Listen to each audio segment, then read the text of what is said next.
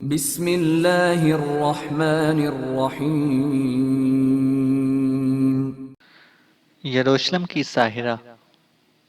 یروشلم کی ساحرہ ان لوگوں کی داستان ہے جو حضور صلی اللہ علیہ وآلہ وسلم کی آمد کے منتظر تھے۔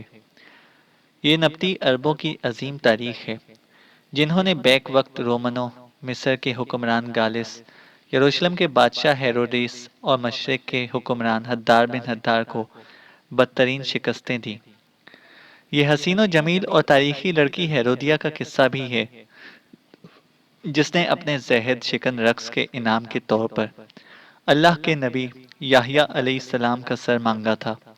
یہ اصحاب کہف کے اساطیری شہر رقیم کی کتھا بھی ہے۔ اس میں نبطیوں کے بادشاہ حارث کی ترکتاز بھی ہے۔ یروشلم کی ساحرہ میں قدیم سابی مذہب کی پوری تفصیل بھی ملے گی۔ یہ تاریخ کے مشہور ڈاکو براہا کی سرگزشت بھی دیے ہوئے ہے جو حضرت عیسیٰ علیہ السلام کے حادثات زندان میں رہا۔ غزیہ کی یروشلم کی ساحرہ زمانہ قبل اسلام کی وہ سرگزشت ہے جسے ایک دلچسپ کہانی کی صورت میں تاریخ کے اوراق سے قطرہ قطرہ کشید کیا گیا ہے۔ مصنف اسلم راہی M.A۔ نابلس سے واپس آنے کے بعد ایک روز حبیب بن عثمان قصر کے اپنے کمرے میں بیٹھا اور زال کے ساتھ کسی موضوع پر گفتگو کر رہا تھا کہ قصر کا ایک خادم اندر آیا اور حبیب بن عثمان کو مخاطب کر کے کہنے لگا، ایک مسلم جوان آپ سے ملنا چاہتا ہے۔ اس کا کہنا ہے کہ اسے آپ سے انتہائی ضروری کام ہے۔ اپنا نام اوبال بتاتا ہے۔ حبیب بن عثمان کے چہرے پر مسکراہٹ نمودار ہوئی۔ اپنی جگہ سے اٹھ کر دروازے پر آیا اور آنے والے خادم کو اس سے مخاطب کیا، اس شخص کو بلا کر لاؤ، وہ میرا پرانا جاننے والا ہے۔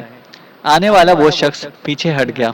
حبیب بن عثمان نے اوزال کی طرف دیکھا اور مخاطب کیا، اوزال تم ذرا اپنے کمرے میں جاؤ، ایک جاننے والا آیا ہے اور مجھے امید ہے کہ وہ میرے باپ کے قاتلوں کے متعلق اہم خبر فراہم کرے گا۔ اوزال اپنی جگہ سے اٹھی، باہر نکلی، پھر اپنے کمرے کی طرف چلی گئی۔ حبیب بن عثمان دروازے پر ہی کھڑا رہا۔ تھوڑی دیر بعد اوبال وہاں آیا۔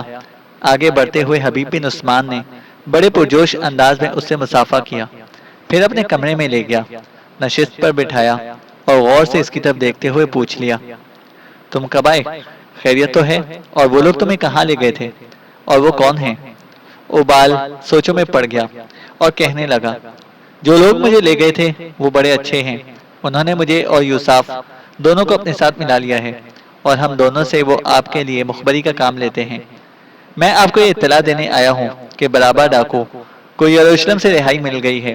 اسے قتل و غارت گری اور بغاوت کے سلسلے میں گرفتار کیا گیا تھا، لیکن رومن جرنیل نے اسے رہا کر دیا ہے۔ وہ اب اپنے کوہستانی مسکن میں پہنچ چکا ہے۔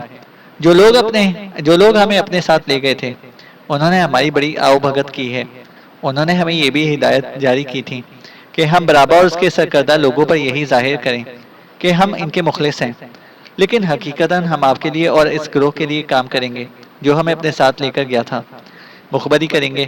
اب اگر آپ مسلح دستے لے کر برابا کے گروہ پر حملہ آور ہونا چاہیں تو میرے خیال میں یہ بہت اچھا موقع ہے۔ میں اور یوسف برابا سے تو نہیں ملے، تاہم اس کے جو دو سرکردہ سمولا اور زابو ہیں ان سے مل کر آ رہے ہیں۔ انہیں ہم نے یقین دلایا ہے کہ ہم اب بھی ان کے وفادار ہیں، لہٰذا ان دونوں کے علاقوں تک ہم آپ کی رہنمائی کر سکتے ہیں۔ اس طرح آپ ان پر حملہ آور ہو کر انہیں نقصان پہنچا سکتے ہیں۔ اوبال کے خاموش ہونے پر حبیب بن عثمان تھوڑی دیر تک سوچتا رہا، پھر اسے مخاطب کیا، پہلے یہ بتاؤ کہ جو لوگ تمہیں اپنے ساتھ لے گئے تھے وہ کون ہیں؟ اس لیے کہ وہ 3 بار انتہائی نازک موقع پر میرے دشمن پر حملہ آور ہوتے ہوئے میری مدد کر چکے ہیں۔ ایک لحاظ سے وہ میرے محسن ہیں، میں ان کے متعلق جاننا پسند کروں گا۔ اوبال نے عجیب سے انداز میں حبیب بن عثمان کی طرف دیکھا، پھر کہنے لگا، ابن عثمان مت پوچھو کہ وہ لوگ کون ہیں۔ وہ جہاں خونخوار ہیں وہاں آپ کے لیے انتہا درجے کے مخلص بھی ہیں، وہ مقدار میں بھی کافی ہیں۔ اس گروہ کا جو سرکردہ ہے وہ انتہائی خونخوار ہے، اپنے چہرے سے نقاب نہیں ہٹاتا، لہٰذا میں نے اسے دیکھا نہیں، لیکن سارے احکام وہی جاری کرتا ہے۔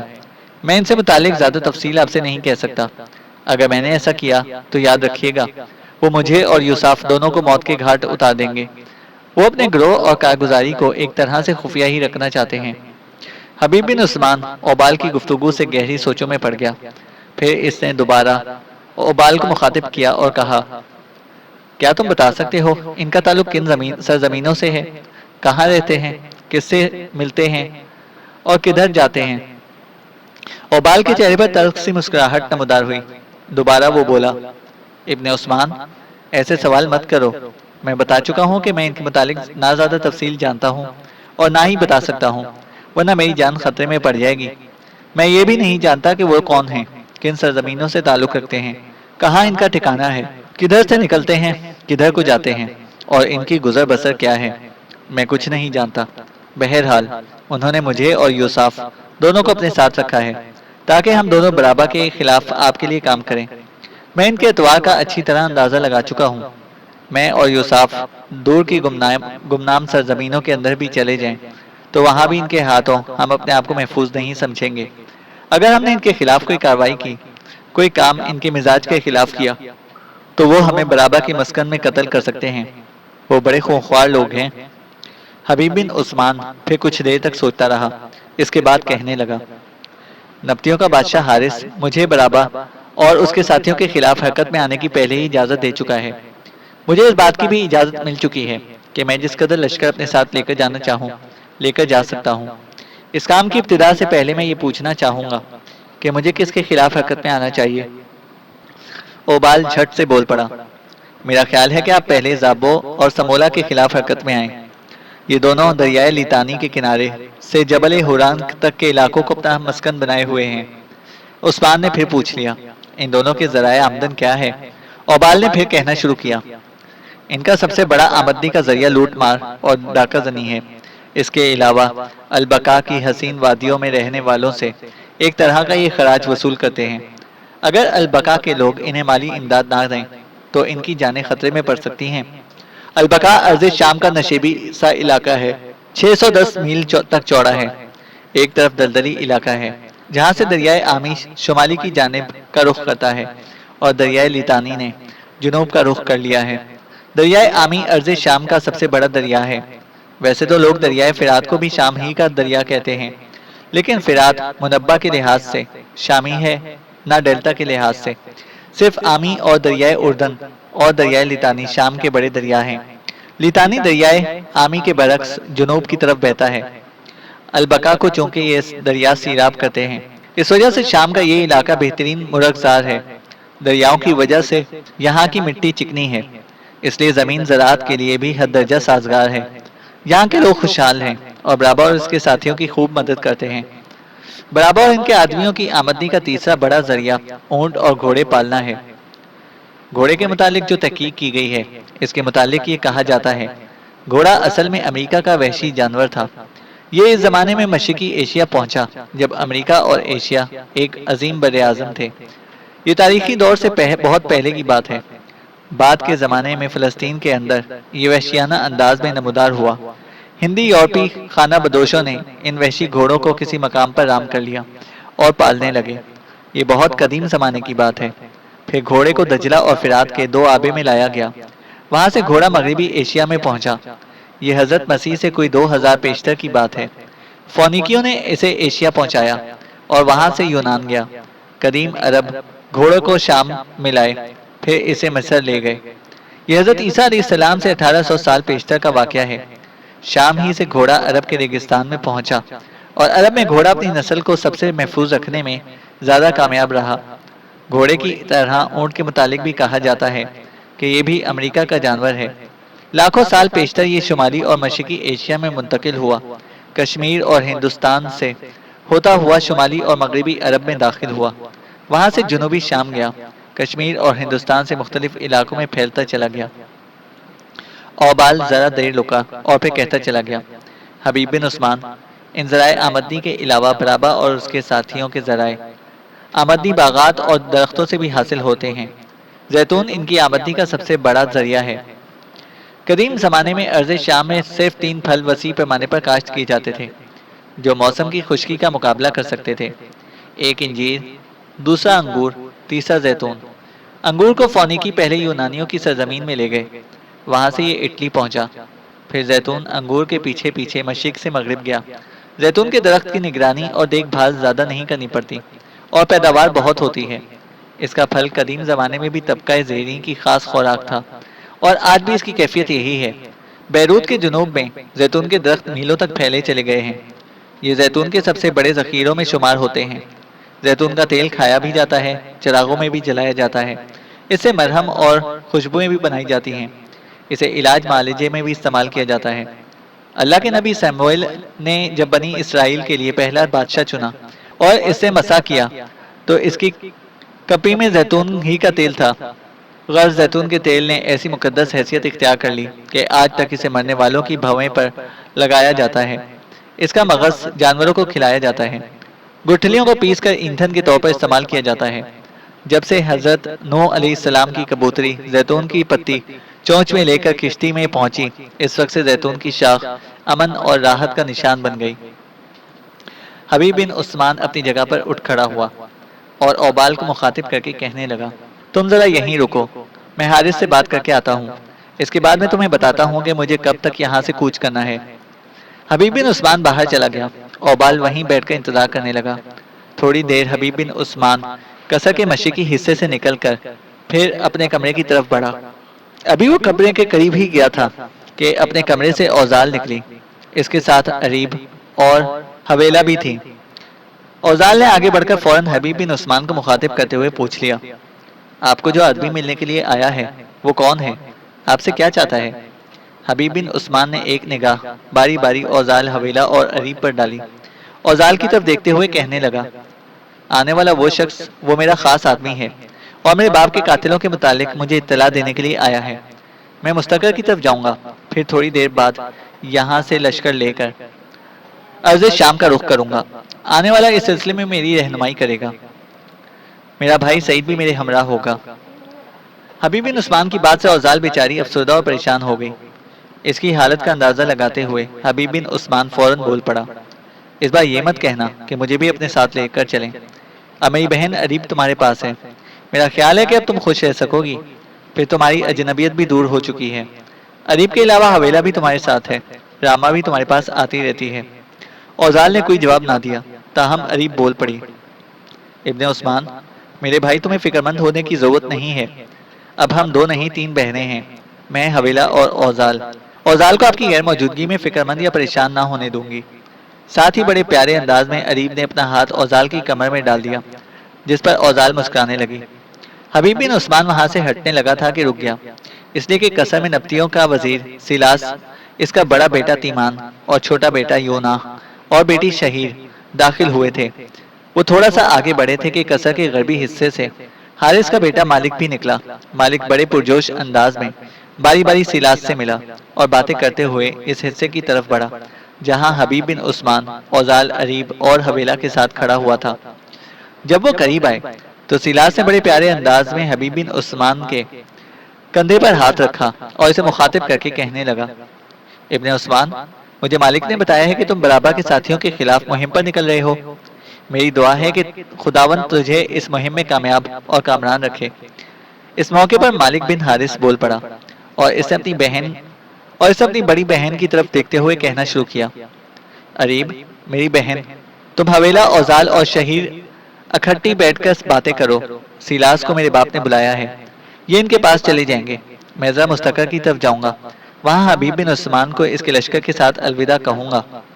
سیلاس کا بڑا بیٹا تیمان بول پڑا، مالک، میرے بھائی، ایسا ممکن ہے کہ میں اور یونا بھی آپ کے ساتھ لشکر گاہ کی طرف چلیں؟ مالک نے کہکا لگایا، تم دونوں بھائی تاجر ہو، مستقر میں جا کر کیا کرو گے؟ تیمان بالکل سنجیدہ تھا، کہنے لگا، نہیں، میری خواہش ہے کہ ہم آپ کے ساتھ چلیں اور ہم بھی حبیب بن عثمان کو رخصت کریں۔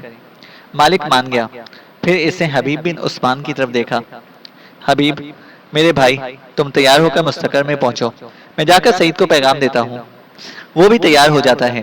میں، تیمان اور یونا لشکر گاہ کی طرف جا رہے ہیں۔ اس کے ساتھ ہی وہ تینوں قصر سے باہر نکل گئے۔ اس موقع پر اریب نے بڑے پیارے انداز میں اوزال کے کان میں سرگوشی کی، اوزال، میری بہن، حبیب بن عثمان رخصت ہو رہا ہے، تم اس کے ساتھ جاؤ، اس کی مکمل تیاری کراؤ۔ میں شہیر اور حویلہ کو لے کر اپنے کمرے میں جاتی ہوں، پھر تم وہیں آ جانا۔ اس کے بعد حبیب بن عثمان کی طرف اریب نے دیکھا اور کہنے لگی، حبیب میرے بھائی، میں آپ کو الوداع کہتی ہوں اور خداوند قدوس سے دعا کرتی ہوں کہ اللہ آپ کو اس مہم میں کامیاب کر رکھے جس پر آپ جا رہے ہیں۔ حبیب نے اریب کا شکریہ ادا کیا۔ پھر اریب حویلہ اور شہیر وہاں سے ہٹ گئے۔ ان کے جانے کے بعد اوزال مزید مغموم اور فکرمند ہو گئی تھی۔ پھر حبیب بن عثمان کو اسے مخاطب کیا، آپ کب تک لوٹیں گے؟ حبیب بن عثمان نے دیکھا اس کی آنکھوں میں آنسو تیر رہے تھے۔ حبیب فوراً بول پڑا، پہلے رو لو، پھر میں بتاتا ہوں کہ میں کب لوٹوں گا۔ اوزال زبردستی مسکرا دی، تاہم آنکھوں میں آنسو امڈ آئے جنہیں اس نے صاف کیا اور کہنے لگی، نہیں میں روں گی نہیں۔ حبیب بن عثمان نے کہنا شروع کیا، میں اپنی مہم سے نمٹنے کے بعد جلد از جلد لوٹنے کی کوشش کروں گا، تم فکر مند نہ ہونا، میں تیاری کر لوں گا۔ تم جاؤ، جا کر اریب کے کمرے میں بیٹھو، ورنہ تمہارے آنسو ڈھلک آئیں گے، تم رونے لگو گی، جو میرے لیے ناقابل برداشت ہوگا۔ بہتر یہی ہے کہ تم جاؤ۔ اوزال ہنس دی اور کہنے لگی، میں آپ کی تیاری کراؤں گی، آپ کے گھوڑے کی خرجینیں تیار کرتی ہوں، آپ کے کپڑے رکھتی ہوں۔ آپ ایسا کریں کہ سارا سامان اٹھا کر میرے کمرے میں لے آئیں۔ جب آپ تیار ہو جائیں تو اس شخص کو اپنے ساتھ لے جائیے گا جو آپ کو ملنے کے لیے آیا ہے۔ اوزال کی بات حبیب مان گیا۔ اوزال اپنے کمرے میں چلی گئی۔ حبیب بن عثمان اپنے کمرے میں داخل ہوا اور اوبال کو مخاطب کر کے کہنے لگا، تھوڑی دیر بیٹھو، میں ابھی آتا ہوں۔ اس کے ساتھ ہی اپنی ضرورت کا سارا سامان اس سے سمیٹا اور اوزال کے کمرے میں داخل ہوا۔ اوزال ہی کے کمرے میں جا کر حبیب بن عثمان نے جنگی لباس پہنا۔ اتنی دیر تک اوزال نے اس کی خرجینوں میں ضرورت کا سامان رکھ دیا تھا۔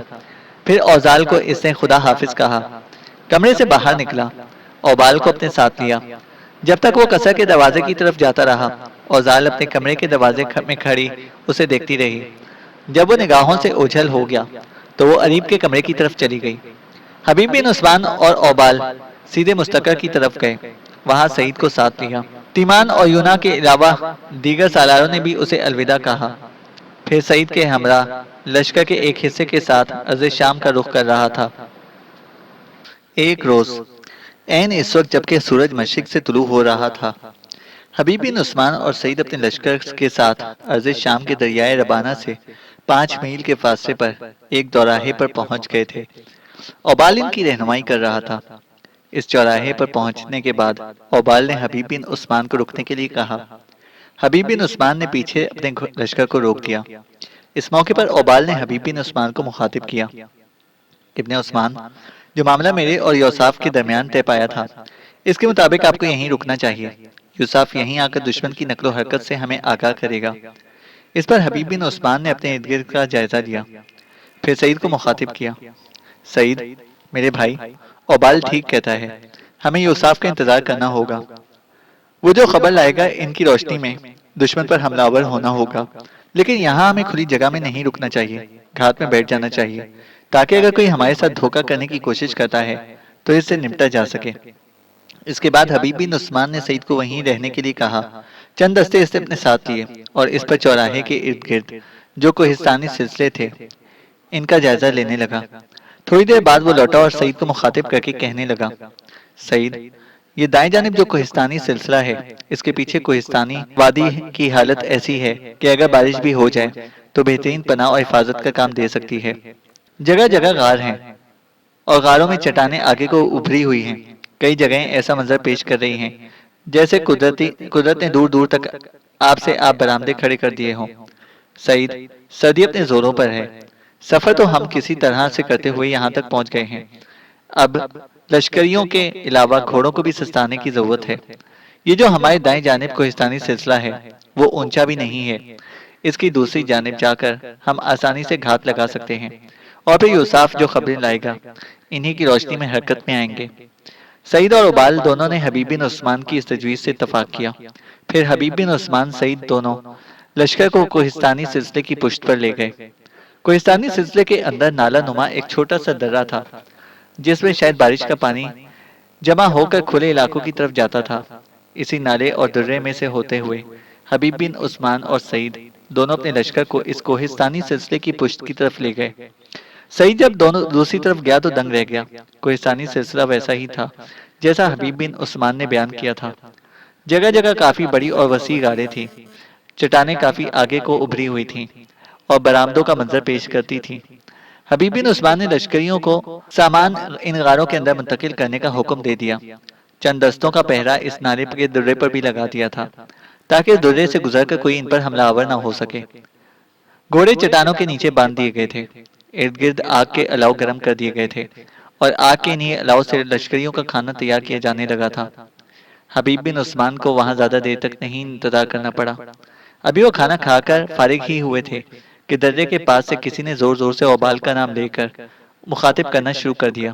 اوبال چوکنا ہو گیا اور حبیب بن عثمان کی طرف دیکھتے ہوئے کہنے لگا، ہم سے ایک غلطی ہوئی، ہمیں پہاڑ کے اوپر اپنے کچھ آدمی کھڑے کر دینے چاہیے تھے جو یوساف کی رہنمائی کرتے۔ یوساف یہاں پہنچ چکا ہے اور مجھے اور آپ کے لشکر کو نہ دیکھ کر مجھے آوازیں دے رہا ہے۔ میں جاتا ہوں اور اسے اپنے ساتھ لے کر آتا ہوں۔ حبیب بن عثمان نے جب گردن اسپات میں ہلا دی تب اوبال وہاں سے تقریباً بھاگتا ہوا درے کی طرف جا رہا تھا۔ حبیب اور سعید دونوں اپنی جگہ پر بیٹھ کر بڑی بے چینی سے ان دونوں کا انتظار کرنے لگے۔ تھوڑی ہی دیر بعد اوبال اور یوساف وہاں پہنچے۔ یوساف آگے بڑھ کر بڑے پرجوش انداز میں باری باری حبیب بن عثمان اور سعید سے گلے ملا۔ پھر یوساف اور اوبال دونوں حبیب بن عثمان اور سعید کے سامنے بیٹھ گئے۔ گفتگو کا آغاز یوساف نے کیا۔ ابن عثمان، میں آپ کے لیے چند اچھی خبریں لے کر آیا ہوں۔ جس جگہ آپ اپنے لشکر کے ساتھ پڑاؤ کیا ہوا ہے اس سے آگے 5 میل کے فاصلے پر دریا ہے۔ دریائے ربانہ سے 5 میل آگے برابر کے دستے راز سمولا اور زابو کا ایک لشکر ہے۔ سمولا اور زابو دونوں اس لشکر میں موجود نہیں ہیں بلکہ ان کا ایک نائب کماندار موجود ہے۔ سمولا اور زابو کے اس نائب کا خیال یہ بھی ہے کہ آپ اس کے لشکر کی حرکت کی مخبری اور جاسوسی کر رہے ہوں گے۔ انہیں یہ پتہ چل چکا ہے کہ حملہ آور لشکر کا تعلق نبطیوں سے ہے، لیکن انہیں ابھی تک یہ خبر نہیں کہ حملہ آور ہونے والے نبطیوں کا سالار حبیب بن عثمان ہے اور ان سے اپنے ماں باپ کا انتقام لینے پر تلا ہوا ہے۔ آج شام تک وہ لشکر وہیں قیام کرے گا جہاں اس وقت ٹھہرا ہوا ہے۔ سورج غروب ہونے کے بعد وہ لشکر پیش قدمی کرے گا، دریائے ربانہ کے کنارے کنارے رکے گا، پھر لشکر 2 حصوں میں تقسیم ہوگا۔ ایک حصہ چھوٹے سالار کی سرگردگی میں دیا جائے گا جو دریائے ربانہ کے کنارے کنارے جنوب کی سمت میں جائے گا، مناسب جگہ دریا کو پار کرے گا، پھر جس جگہ آپ ہیں آپ کی پشت کی طرف سے حملہ آور ہونے کی کوشش کرے گا۔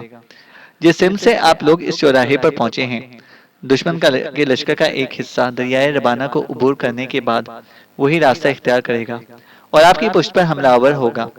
زابو اور سمولا کا بڑا نائب کچھ دیر دریائے ربانہ کے کنارے رک کر انتظار کرے گا۔ جب وہ اندازہ لگائے گا کہ اس کے لشکر کا دوسرا حصہ آپ کی پشت پر پہنچ چکا ہے تب وہ دریائے ربانہ کو عبور کر کے آگے بڑھے گا اور آپ کے ساتھ ٹکرانے کی کوشش کرے گا۔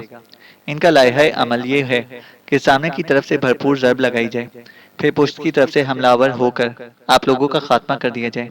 بس یہ ساری دشمن کی پیش بندی ہے۔ یوساف جب خاموش ہوا تو اس کی اس کارگزاری پر حبیب بن عثمان خوش ہوا اور اس کا شکریہ ادا کیا۔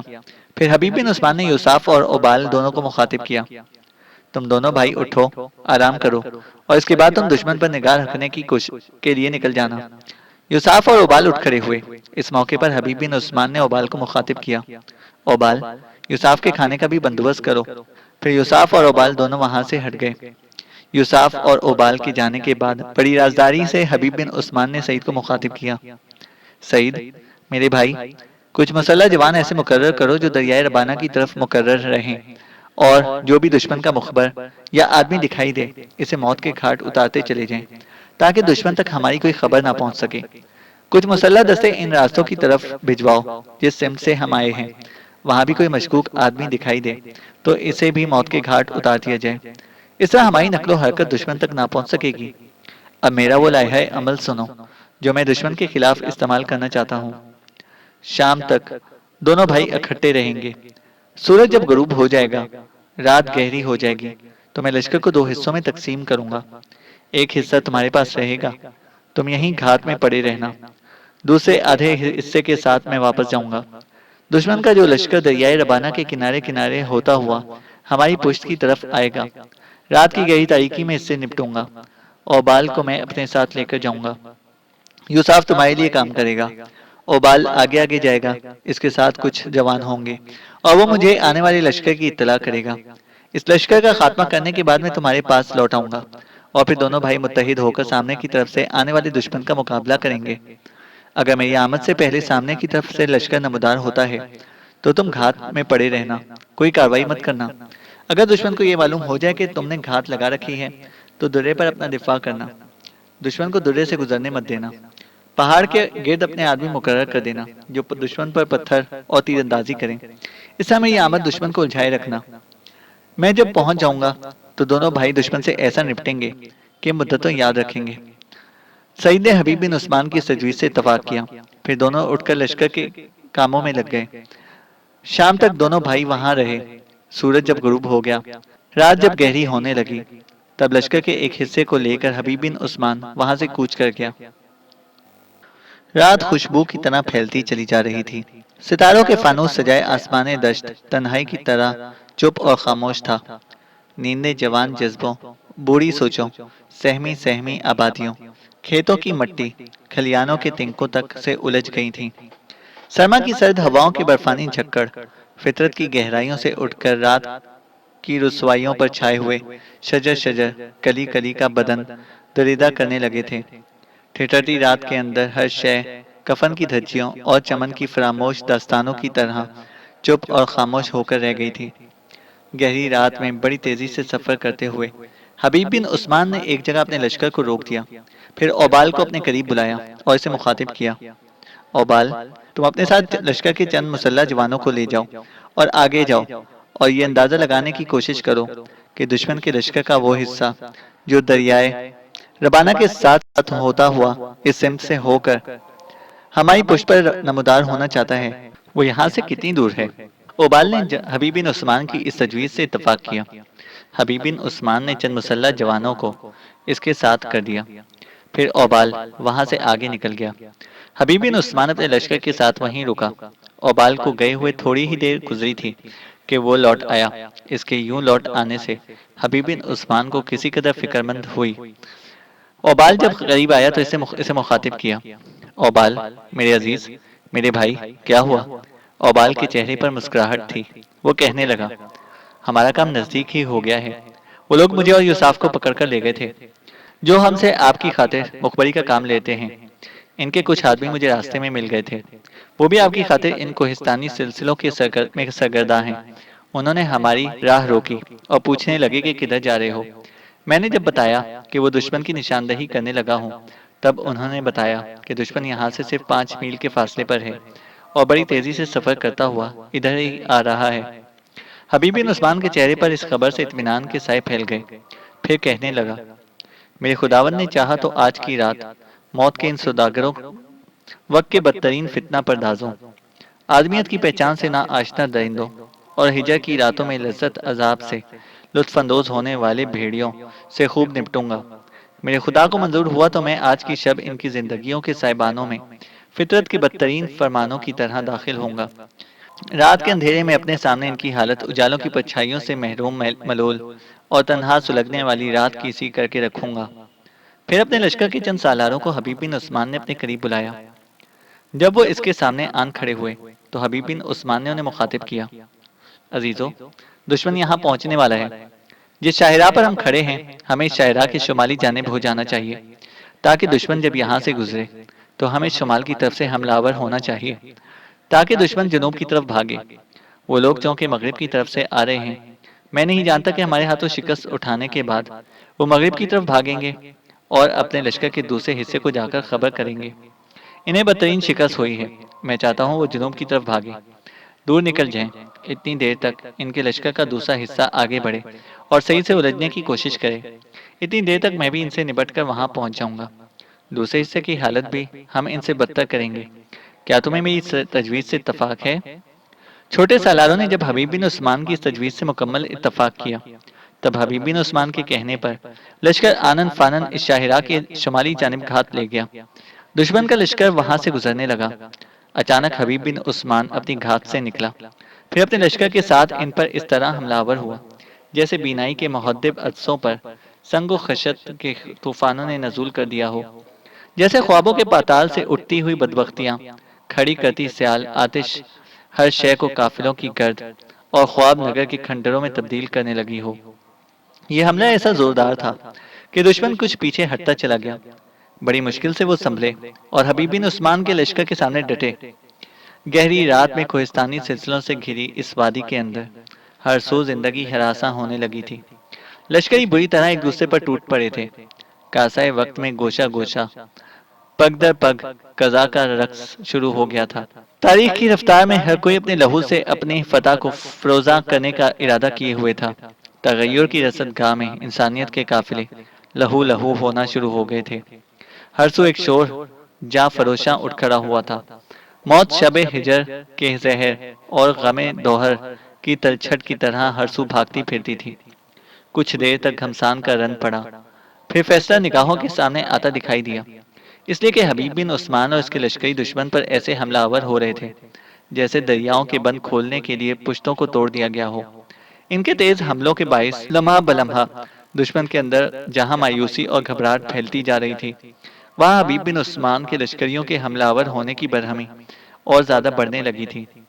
تھوڑی دیر کی مزید رزم آرائی کے بعد دشمن کو بدترین شکست ہوئی اور حبیب بن عثمان دشمن کو جنوب کی طرف بھگانے لگا۔ شکست کھانے کے بعد دشمن کے لشکر نے مغرب کی طرف بھاگنا چاہا، لیکن رات کی گہری تاریکی میں حبیب بن عثمان نے ان کی اس کوشش کو ناکام بنا دیا۔ مغربی سمت اس نے روک دی۔ لاچار شکست خوردہ لشکر جنوب کی طرف بھاگا۔ دور تک رات کے اندھیرے میں حبیب بن عثمان نے ان کا تعاقب کیا اور خوب ان کی تعداد کم کی اور انہیں جنوب میں دور تک دھکیلتا چلا گیا۔ جب اس نے اندازہ لگایا کہ دشمن کو اپنے دوسرے لشکر میں پہنچنے کے لیے کافی وقت لگے گا، تب وہ اپنے لشکر کے ساتھ مڑا اور آندھی اور طوفان کی طرح کوہستان کے اندر اس چوراہے کی طرف بڑھتا چلا گیا جہاں وہ اپنے لشکر کے دوسرے حصے کو اپنے ماموزاد سعید کی سرکردگی میں چھوڑ کر آیا تھا۔ حبیب بن عثمان کو چونکہ شکست خوردہ لشکر کا تعاقب دور تک جنوب کی طرف کرنا پڑا تھا، لہٰذا دشمن کے لشکر کا دوسرا حصہ اس جگہ پر پہنچ گیا جہاں سعید نے اپنے لشکر کے ساتھ گھات لگا رکھی تھی۔ دشمن کے مخبروں نے شاید اس جگہ کا تعین کر دیا تھا جہاں سعید نے گھات لگائی تھی، لہٰذا دوسرے لشکر نے درے کے اندر گھس کر سعید کے لشکر پر حملہ آور ہونا چاہا، لیکن سعید نے کوہستانی سلسلے سے تیر اندازی کر کے پتھر برساتے ہوئے دشمن کو درے میں گھسنے نہ دیا۔ اس طرح اس چوراہے پر دشمن کے لشکر کے دوسرے حصے اور سعید کے لشکر کے درمیان زندگی اور موت کا رن پڑ گیا۔ حبیب بن عثمان نے اپنے لشکر کے ساتھ عجب سی قوت ارادی کے ساتھ سفر کیا۔ وہ ایسے ہی تیزی کے ساتھ اس کوہستانی چوراہے کی طرف بڑھا جہاں سعید دشمن سے برسر بیکار تھا۔ جیسے گہری گمنامی سے اٹھ کر برف باران کے تیز طوفان فاصلوں کو ناپ کر رکھ دیتے ہیں، اس چوراہے کے پاس پہنچ کر سعید کو اپنی آمد سے مطلع کرنے کے لیے حملہ آور ہونے سے پہلے حبیب بن عثمان اور اس کے لشکریوں نے زور زور سے جنگلی نعرے لگائے۔ اس کے ساتھ ہی حبیب بن عثمان جو اپنے لشکر کے آگے آگے تھا، دشمن پر رات کی تاریکی میں اس طرح حملہ آور ہوا جیسے لومڑیوں کے بھیٹ میں بھیڑیے گھس جاتے ہیں۔ جیسے محب وحشی قوم کے افراد اپنی پناہ گاہوں سے نکل کر حملہ آور ہوتے ہوئے اپنے مخالفوں پر خون بھرے اندیشے اور دستور زباں بندی طاری کر دینے کا عزم رکھتے ہیں، بالکل اس طرح حبیب بن عثمان بھی کجی درست کر دینے والے طوفانوں کے سائے کی طرح دشمن پر ٹوٹ پڑا۔ دوسری جانب سعید اور اس کے لشکریوں نے دیکھا کہ حبیب بن عثمان اپنے لشکریوں کے ساتھ پہنچ گیا ہے اور دشمن پر حملہ آور ہو گیا ہے، تو انہوں نے بڑی تیزی سے درے کا رخ کیا۔ درے سے ہوتے ہوئے وہ کھلے میدانوں میں آئے۔ پھر لشکر کا وہ حصہ بھی سعید کی سرکردگی میں دشمن پر نغمہ و سود کو ناموز کرتی، صحراؤں کی دہکتی آگ اور دشت دل میں لمحوں کو اسیر کرتی کہانیوں کے مزاج کو تبدیل اور آگہی کے ہر نشان کو مٹاتے وحشتوں کے محب عناصر کی طرح حملہ آور ہو گیا تھا۔ دشمن کے لشکر کا دوسرا حصہ بھی زیادہ دیر تک حبیب بن عثمان اور سعید کے سامنے نہ ٹھہر سکا۔ رات کی گہری تاریکی اور گھپ اندھیرے میں حبیب بن عثمان اور سعید نے اس لشکر کو بدترین شکست دی۔ دور تک ان کا تعاقب کیا۔ لشکر کے پاس رسد اور خوراک کا جس قدر ذخیرہ تھا، اس پر حبیب بن عثمان نے قبضہ کر لیا اور تعاقب کے دوران ان کی تعداد بھی کافی کم کر کے رکھ دی تھی۔ دشمن کا تعاقب ترک کرنے کے بعد حبیب بن عثمان واپس مڑا۔ اب پورا لشکر اس کے اور سعید کے پیچھے تھا۔ اس موقع پر حبیب بن عثمان نے سعید کو مخاطب کیا، سعید میرے بھائی، جو عزم لے کر ہم ان سرزمینوں کی طرف آئے تھے، اس کو ہم نے کامیابی سے کافی حد تک پورا کر دیا ہے۔ برابر اور اس کے ساتھیوں نے ہم پر پہلی ضرب لگا دی ہے اور یہ ضرب آئندہ بھی انشاءاللہ لگتی رہے گی۔ میں اس وقت تک ان کے خلاف حرکت میں آؤں گا جب تک میں خود برابر اور اس کے دونوں دستے راست سمولہ اور زابو کا خاتمہ نہیں کر لیتا۔ سعید میرے بھائی، ہمارے لیے ایک اور بھی خوش قسمتی کا مقام ہے، وہ یہ کہ وہ گمنام اور ناشنا لوگ ہم مختلف مواقع پر ہماری مدد کر چکے ہیں۔ انہوں نے یہاں بھی ہمارے لیے کام کیا ہے۔ میں جس وقت تم سے جدا ہونے کے بعد میں دوسرے لشکر کی طرف گیا تھا، آگے جانے کے بعد میں نے اوبال کو چند مسلح جوانوں کے ساتھ آگے بھیجا تھا تاکہ دشمن کی نقل و حرکت پر نگاہ رکھ سکیں، لیکن وہ جلد ہی لوٹ آیا۔ اس نے مجھے بتایا کہ دشمن کا لشکر صرف 5 میل کے فاصلے پر رہ گیا ہے۔ میں نے اسے پوچھا کہ تم اتنی جلدی کیسے لوٹ آئے؟ وہ کہنے لگا کہ راستے میں وہی لوگ مل گئے تھے جو مجھے اور یوساف کو اٹھا کر لے آئے تھے، اور جو آپ کے لیے ہم سے کام لے رہے ہیں۔ انہوں نے ہی بتایا ہے، دشمن 5 میل کے فاصلے پر ہے۔ سعید میرے بھائی، لگتا ہے کہ یہ گروہ ہر جگہ ہمارے مفاد کے لیے کام کر رہا ہے۔ اس کا مطلب ہے کہ وہ یہاں بھی پہنچ چکے ہیں اور ہماری نقل و حرکت پر نگاہ رکھے ہوئے ہیں، اور دشمن کی نقل و حرکت پر بھی ان کی نظر ہے، جس سے وہ ہمیں آگاہ کرتے جا رہے ہیں۔ میں غائبانہ طور پر ان کا بے حد ممنون ہوں اور شکر گزار ہوں۔ سعید میرے بھائی، جس جگہ تم نے لشکر کے ساتھ گھات لگائی تھی وہیں چلتے ہیں۔ رات اس جگہ بسر کی جائے گی، صبح کا کھانا کھانے کے بعد واپسی کا سفر کیا جائے گا۔ ہم زیادہ دیر اپنے شہر سے دور بھی نہیں رہ سکتے، اس لیے کہ حارث اپنی جنگی تیاریاں عروج پر پہنچا چکا ہے۔ اب وہ میری واپسی کا انتظار کرے گا، کیونکہ وہ وقت ضائع کیے بغیر ہیرودیس کے خلاف حرکت میں آنا چاہتا ہے، لہٰذا صبح ہی صبح ہم یہاں سے کوچ کر جائیں گے۔ سعید نے حبیب بن عثمان کی اس تجویز سے اتفاق کیا۔ دونوں لشکر کو لے کر اس جگہ آئے جہاں سعید نے اپنے حصے کے لشکر کے ساتھ گھات لگائی تھی۔ رات لشکر نے وہیں بسر کی۔ صبح کا کھانا کھانے کے بعد حبیب بن عثمان اور سعید اپنے لشکر کو لے کر رقیم کی طرف کوچ کر گئے۔ رقیم شہر کے قصر میں اریب کے کمرے میں اوزال، حویلا اور شہیر چاروں بیٹھی باہم گفتگو کر رہی تھی کہ قصر میں السار اور راما دونوں بہنیں داخل ہوئیں۔ سیدھی اس کمرے میں گئی جہاں اوزال، اریب، حویلا اور شہیر باہم گفتگو کر رہی تھیں۔ اس کمرے کے باہر غلام گردش میں دونوں رک گئیں۔ پھر کمرے کے اندر بیٹھی اریب کی طرف دیکھتے ہوئے السار نے پوچھ لیا، اریب میری بہن، کیا آپ نے مجھے بلایا ہے؟ اریب اپنی جگہ پر اٹھ کھڑی ہوئی اور کہنے لگی، بالکل بلایا ہے۔ اجنبیوں کی طرح دونوں بہنیں باہر کیوں کھڑی ہو گئی ہو؟ اندر آؤ، پھر بتاتی ہوں کہ کیوں بلایا ہے۔ السار اور راما دونوں بہنیں مسکراتی ہوئی کمرے میں داخل ہوئیں۔ دونوں خالی نشستوں پر بیٹھ گئیں۔ کچھ دیر تک خاموشی رہی، پھر کمرے میں اریب کی آواز گونجی، السار میری بہن، مجھے اوزال نے بتایا ہے کہ کبھی میرا بھائی حبیب بن عثمان تم پر فریفتہ تھا، تمہیں چاہتا تھا، تم سے شادی کرنے کا خواہش مند تھا اور تمہیں اپنی ماں کے پاس لے جانا چاہتا تھا، لیکن تم نے اس کی اس خواہش کو ٹھکرا دیا۔ مجھے یہ بھی بتایا گیا ہے کہ جس شخص کو تم پسند کرتی تھی وہ حبیب بن عثمان کے دشمنوں میں سے ایک نکلا، اور حبیب بن عثمان نے اسے پکڑ لیا اور اس کا خاتمہ کر دیا۔ اوزال نے مجھے یہ بھی بتایا ہے کہ تم اپنے کیے پر شرمندہ ہو اور حبیب بن عثمان کی طرف رجوع کرنا چاہتی ہو، اس کی طرف مائل ہونا چاہتی ہو، لیکن حبیب بن عثمان نے تمہارے اندر دلچسپی لینے سے انکار کر دیا ہے۔ یہاں تک کہنے کے بعد اریب نے بڑے غور سے السار کی طرف دیکھا اور کہنے لگی، کیا میں نے سچ کہا ہے؟ السار منہ سے تو کچھ نہ بولی۔ عجیب سے انداز میں باری باری اس نے اوزال اور اریب کی طرف دیکھا، پھر اسبات میں گردن ہلا دی۔ اس کی اس حرکت پر اریب تھوڑی دیر تک مسکراتی رہی، غور سے اس کی طرف دیکھتی رہی، پھر دوبارہ اسے مخاطب کیا، السار میری بہن، تم یہ بھی جانتی ہو کہ اوزال بے پناہ حد تک حبیب بن عثمان کو پسند کرتی ہے اور حبیب بن عثمان بھی اسے چاہتا ہے۔ دونوں ایک دوسرے کو اپنانے کا عزم کیے ہوئے ہیں۔ اب بولو، اس موقع پر تم کیا چاہتی ہو؟ السار کی آنکھوں میں انتہا درجے کی بے بسی اور چہرے پر افسردگی آمیز بطانت تھی۔ پھر اس کی آواز گونجی، اریب میری بہن، میں نے کیا کہنا ہے؟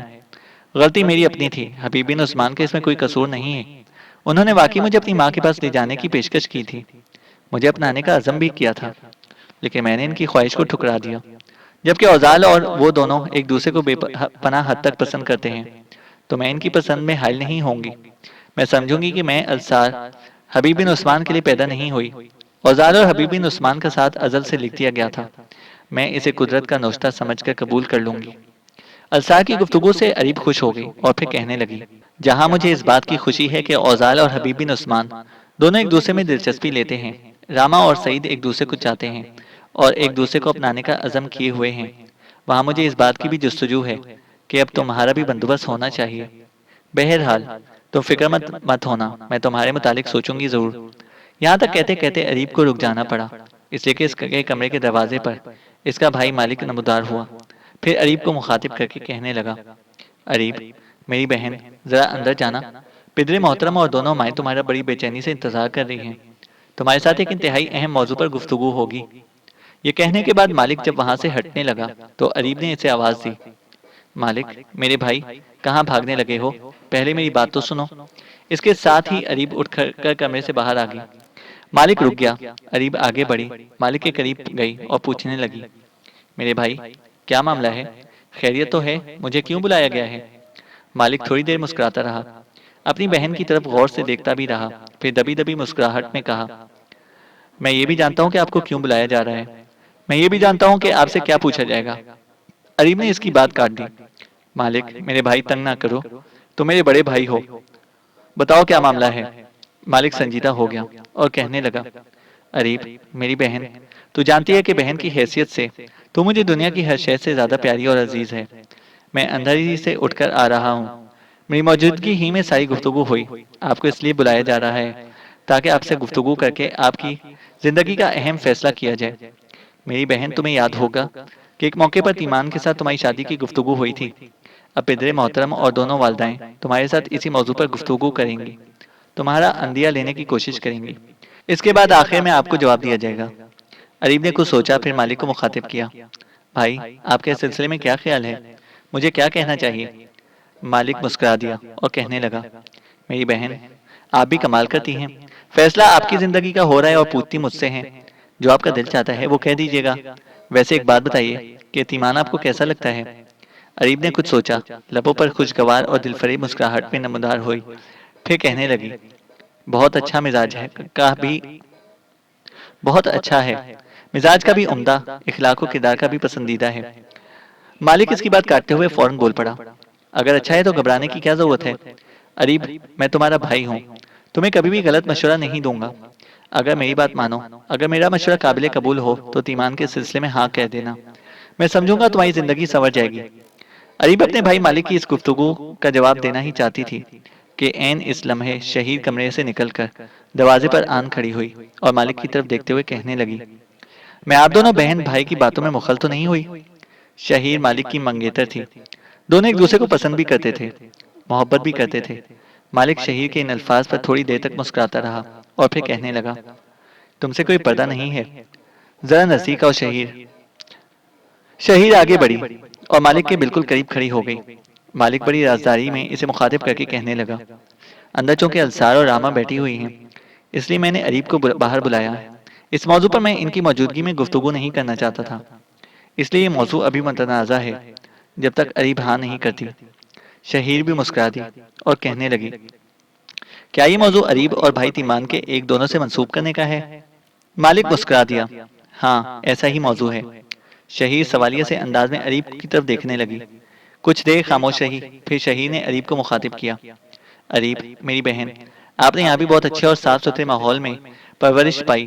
جہاں آپ کی شادی ہوئی تھی وہ شاہی گھرانہ تھا، وہاں بھی آپ کو زندگی کی ہر عیش و نشاط مہیا تھا۔ جہاں تک تیمان کا تعلق ہے وہ ایک فراخ دل اور ایک انتہائی نیک دل انسان ہے۔ میری بہن اگر اس کے لیے ہاں کہتی ہے تو میں آپ کو ضمانت دیتی ہوں کہ وہ آپ کو انتہا درجے کا خوش و خرم رکھنے کی کوشش کرے گا۔ آگے آخری فیصلہ کرنا آپ کی مرضی ہے، میں اور مالک صرف آپ کو مشورہ دے سکتے ہیں، کرنی آپ نے اپنی مرضی ہے۔ جب تک شہیر بولتی رہی، اریب مسکراتی رہی۔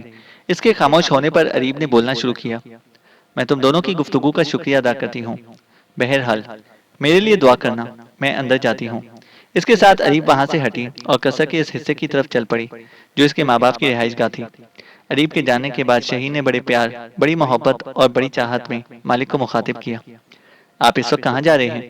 مالک تھوڑی دیر تک شہیر کی طرف بڑے پیار سے دیکھتا رہا، مسکراتا رہا، پھر کہنے لگا، بس میں تھوڑی دیر تک لوٹ کر آتا ہوں، ذرا مستقر کی طرف جا رہا ہوں، تم اندر جا کر بیٹھو، وہ جانے کیا سمجھیں کہ میں اور تم آپس میں کیا گفتگو کر رہے ہیں۔ اس کے ساتھ ہی مالک مڑا اور چلا گیا۔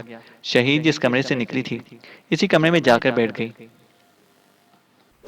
چینل کو سبسکرائب کریں اور بیل آئیکن کو پریس کریں تاکہ ہماری ہر اپڈیٹ آپ کو بر وقت مل سکے۔